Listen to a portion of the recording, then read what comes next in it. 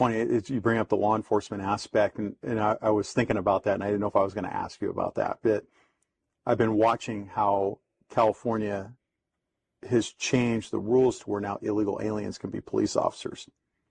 Yet me and you both know they can't possess a firearm. It's a federal crime for them to possess a firearm. But yet they graduated the police academy. And me and you both know that means somebody gave them a firearm, and they passed that module.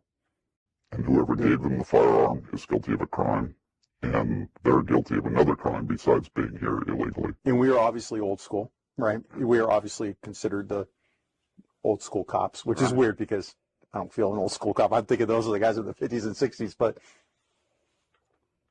I made a comment to a friend yesterday that post-2020 cops are going to kill America because they've lowered hiring standards. They've changed these things. And now to hear you, in my mind, I was thinking about, I wonder if there's cops in Hezbollah. And it's like, of course, there's got to be, because, there's got to be Hezbollah in police work.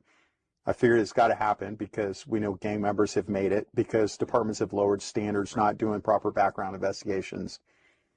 I think with the defund the police movement, it's much easier for them to move in there.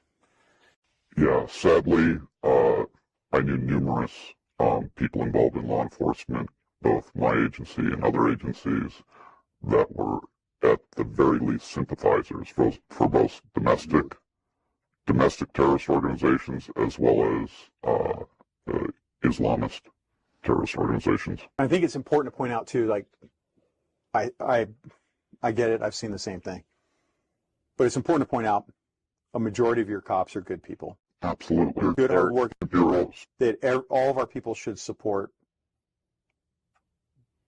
But police administration is killing police work by caving into special interests, which allows these infiltrators. Absolutely. The majority of cops,